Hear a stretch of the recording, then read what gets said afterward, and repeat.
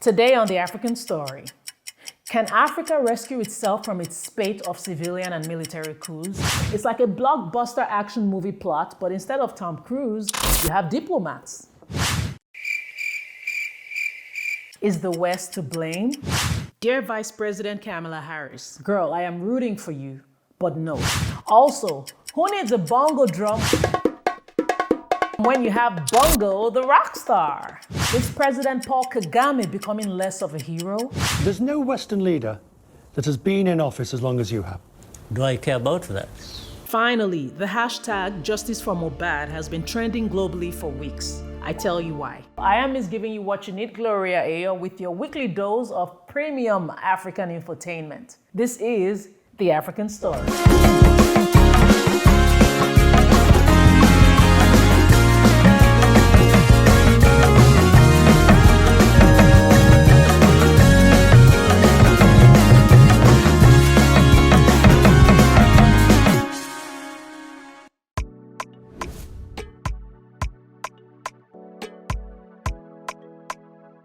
It was the coup heard around the world.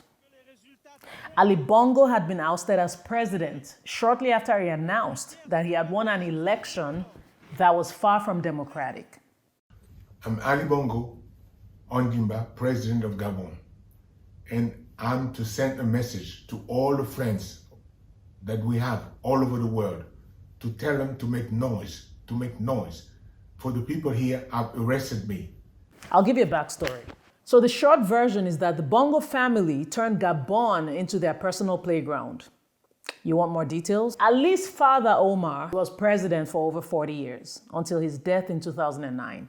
Then he handed down the presidential crown to his son, Ali, who then ran the show for 14 years. Now here's where it gets even crazier. Ali pushed for a third term, and during the election, he shut down the internet. He even went as far as expelling foreign observers from Gabon, the same foreigners he later cried out to for help. Then after the magician trick that he pulled, he waved his presidential wand and somehow declared himself president. From the video, you can see that Ali Bongo was not in great health, but somehow he had to be president of Gabon. In 2018, he had a stroke and nothing, not even a medical curveball, could deter him from keeping the presidency in his family. And speaking of family, Bongo was ousted by this man, General Brice Oligui Nguema, a cousin of his, well, distant cousin. You see, Ali's father, Omar, had more than 30 children, and in a place like Gabon, with a population of about 2.3 million people, it's very likely that people could be related to one another. Nguema was sworn in as president less than a week after the military takeover. Like, that was quick. Nguema has promised to restore democracy within 2 years. Ali Bongo was also released from house arrest and permitted to travel abroad for medical treatment. And some also wonder, isn't this simply a change in the dynasty? You know, different leaders, same family. Nguema is linked with Ali on the maternal side, which reduces the likelihood of them having the same last name. At the end of the day, he's still blood. Matter of fact, there are even claims by the opposition that this is simply a palace revolution, and that Ali's half-sister Pascaline, who by the way was a prominent member of their father's government, there are suspicions that Pascaline is a part of the coup. Ali Bongo's son, Noureddin Bongo Valentin, was reportedly being groomed to be the next president. In 2019, he was appointed as the General Coordinator of Presidential Affairs by his father. He was also arrested during the coup and charged with treason and corruption. The military also seized bags of money, about $6.6 million cash, found at his chief of staff's house. So when people think that there is no money in Africa, I shudder, because there is wealth in Africa. If there's one thing Africa has, it is wealth. Gabon is not a poor country, far from it. Gabon is oil-rich with an abundance of manganese, timber, wildlife. Why do you think African leaders and foreign nations don't ever want to leave? The people are impoverished, unfortunately, but it doesn't take away from the fact that the country is a rich country. Now to a quick trivia. Meet Ali Bongo, the funk singer, in 1978. It took years to finally say that I was fooling me. Happiness I've learned being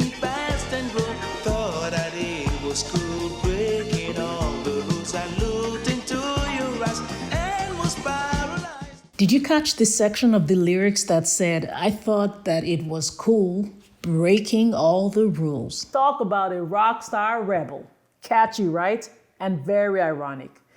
The song is called I Wanna Stay With You, but the Gabon junta was like, nope, sorry Bongo, not today. And apparently so did the people of Gabon, because where is the 64.27% that Ali claimed voted him back into power? Instead of making noise as Ali Bongo had asked, perhaps they were all too busy grooving to Bongo's music.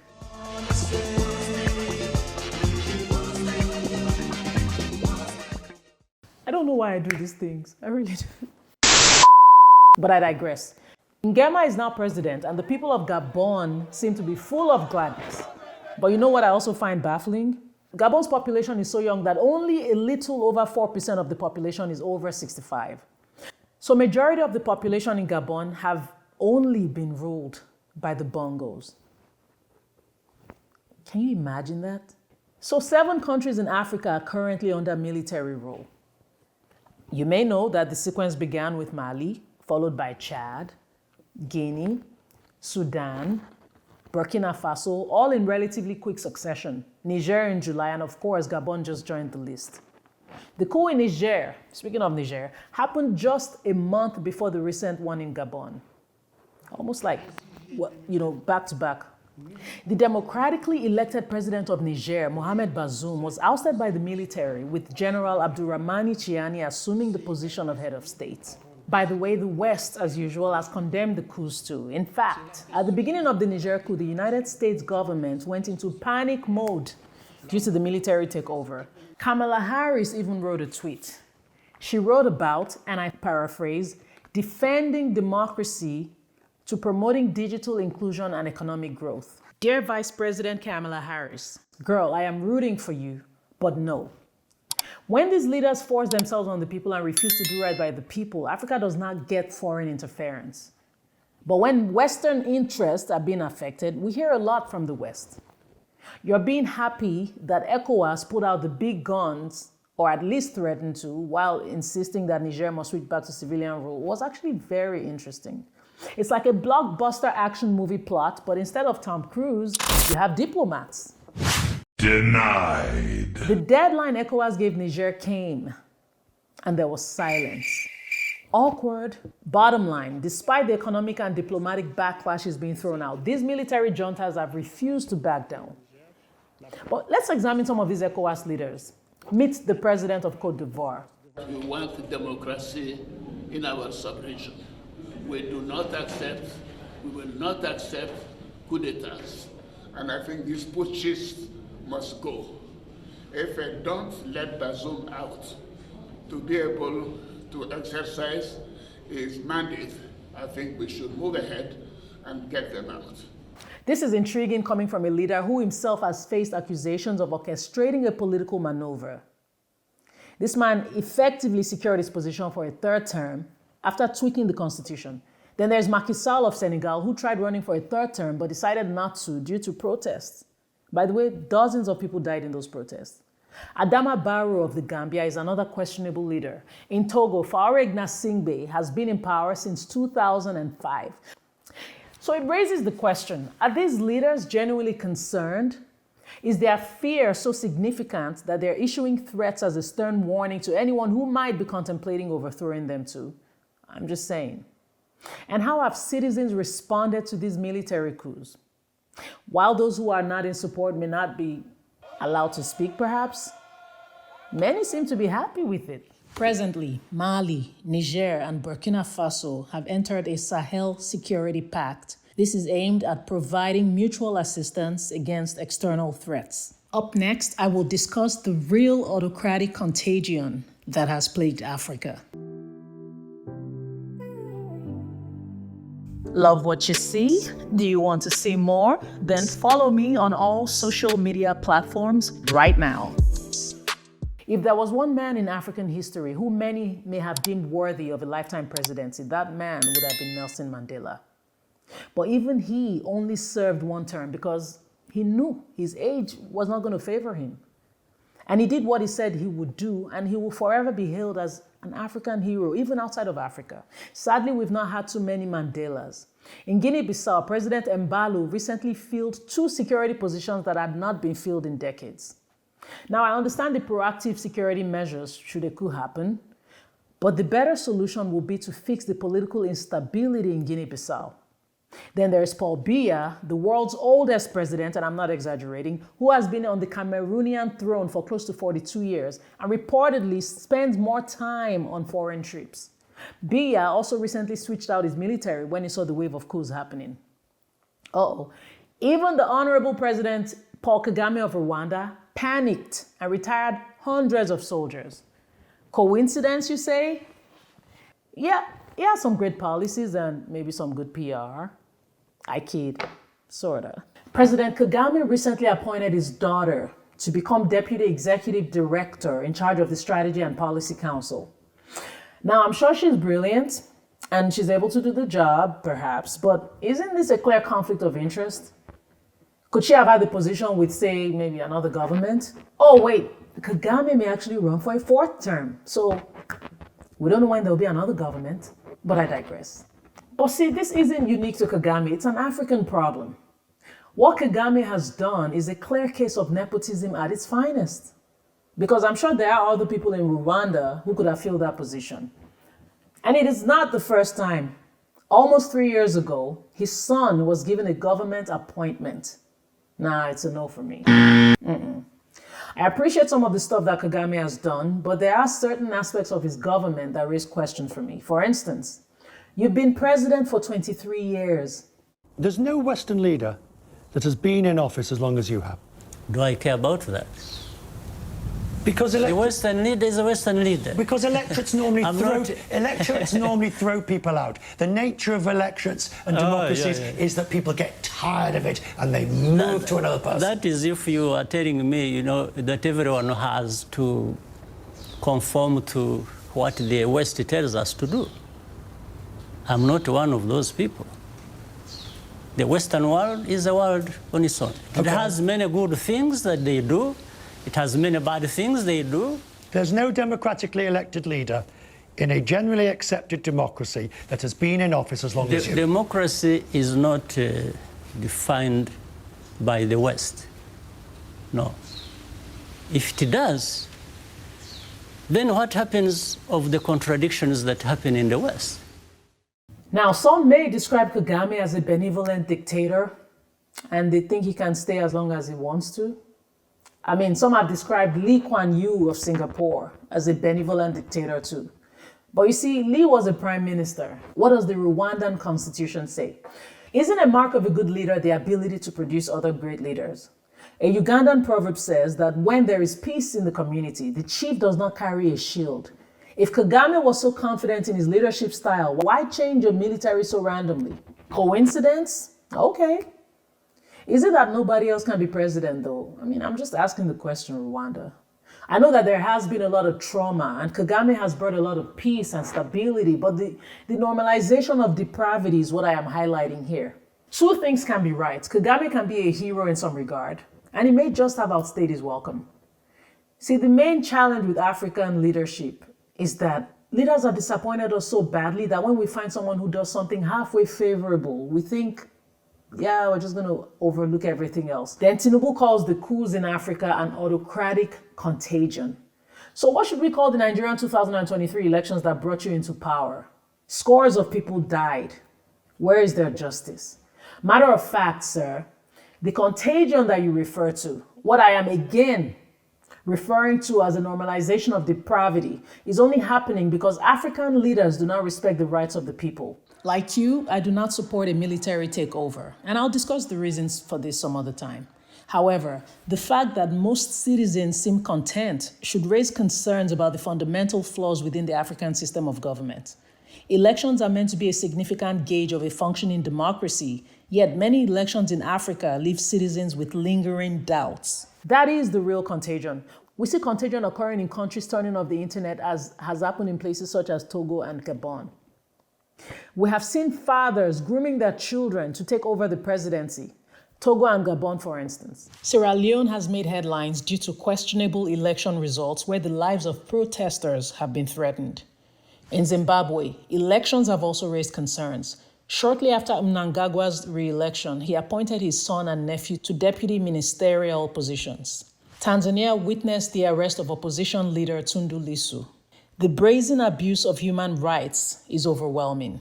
In Egypt, journalist Karim Assad was arrested following the publication of an exposé alleging corruption. Meanwhile, in the DRC, journalist Stanis Bujakera faced detention. This is the harsh reality faced by many Africans. You know another example of an autocratic contagion? Shots being fired while students peacefully protest the hike in school fees.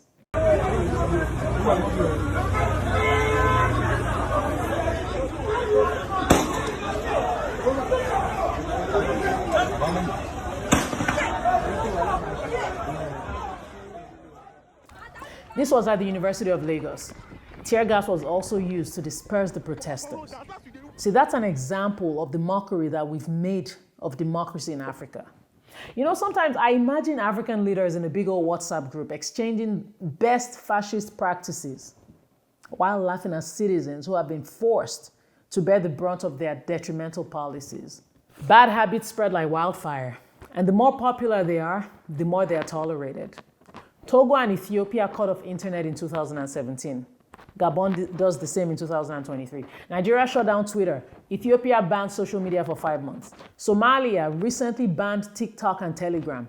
Kenya is considering banning TikTok. All this in a bid to control democracy.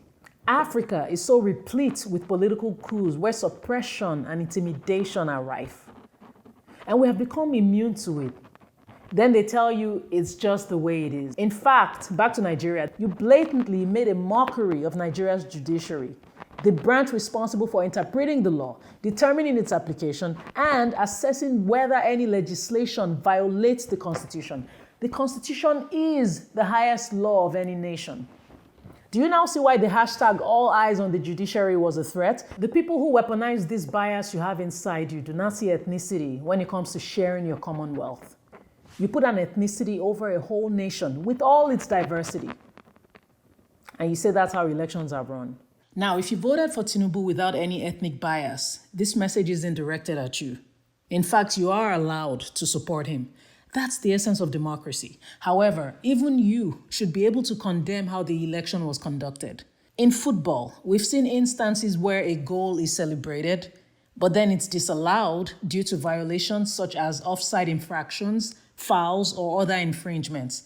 There has never been an election in Nigeria's modern history that was so flawed that it casts such a heavy shadow of doubt over the integrity of the process for some citizens. No, it's not normal. That's not how it should be done. In fact, it's the absurdity of it all that has brought Gabon to where it stands today. It's the absurdity that we've all come to accept as normal. With all the chaos, the anarchy, the worsening state of the nation, the suffering. But for some, if someone from your ethnic group is in power, the state of Nigeria may not seem as important. Have you seen Africa's recently released debt profile? Nigeria is spending more than twice as much on repaying debt. During the EndSARS movement, we witnessed a rare unity which transcended ethnic boundaries because police brutality affected everyone. It showcased the tremendous power of collective action. And it isn't just the governed that are divided. The governments are also divided. In Morocco, the division between Morocco and Algeria, for instance, is obstructing vital aid to earthquake victims who desperately need attention. Libya's deep divisions, leading to the existence of two parallel governments, have not only hindered aid delivery to storm victims, but also contributed to the negligence responsible for dam failures, resulting in the tragic drowning of thousands of Libyans. Sudan is grappling with a similar governance division where two rival governments vie for control. This turmoil has escalated to the extent that a landmark skyscraper in Khartoum has been reduced to ashes. Division, whether among citizens or within governments, hinders our progress. Amidst this chaos, it's no surprise that a massive migrant crisis has emerged. Reports indicate that Mediterranean crossings by African migrants have nearly doubled. In Lampedusa, Italy, over 12,000 immigrants have arrived, And this outnumbers the island's population of 6,000 people. Despite the tremendous risks involved, people are willing to risk their lives for the chance at a better future. And can you blame them? I could go on. And sadly, many of these examples I have shared are recent events. This has been the African story. To advance as a continent, we must cease normalizing depravity. What else is news in Africa? Now to some entertainment news. Listen to this report on singer MohBad. Nigerians have achieved remarkable success. Most recently, Tobi Amusan made a triumphant comeback by securing her third consecutive Diamond League victory in the 100 meters hurdles. 3 athletes have gone quicker than that. Singer Rema recently won the inaugural Afrobeats Award at the MTV Video Music Awards. Singer Thames has just been included in Time Magazine's Next 100 list for 2023, and yet another Nigerian, John Obot, has just broken another Guinness World Record. However, amid these celebrations, tragedy struck the entertainment industry when music artist Promise Ilerioluwa Aloba, known by his stage name MohBad, passed away on September 12. The hashtag Justice for MohBad has been trending for days due to allegations of bullying and mistreatment that he reportedly faced from his former record label, Marlian Music. Now, a question that many have raised is why the Nigerian police did not act when MohBad made statements about threats to his life and the harassment he endured. The music industry has undoubtedly made its mark globally, but unfortunately, some of the artists who contributed to its glory suffer in silence. I have a few thoughts to share on this matter, but as it is a developing case, I will keep an eye out for further details. This story is truly heartbreaking, and my prayers go out for MohBad to finally receive justice.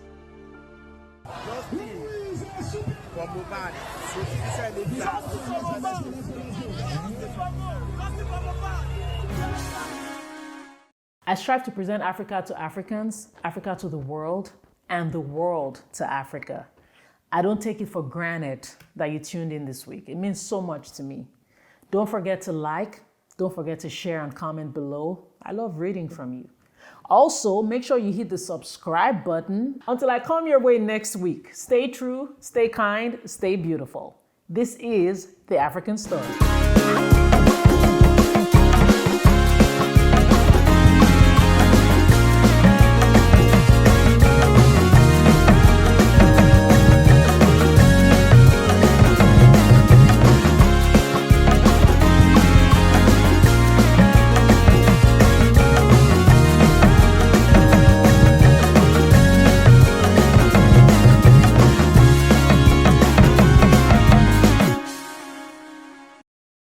Hola, do you want more contents like this? Then I need your help. You see that subscribe button? Yeah, it's right there, right under this video. All I need is a click. With your subscription, the algorithm becomes more favorable and it helps spread the word faster, and then I get encouraged to do even more contents like this. Get it? See? And please make sure you tell everybody you know to also subscribe. I truly, truly appreciate you. Keep it locked.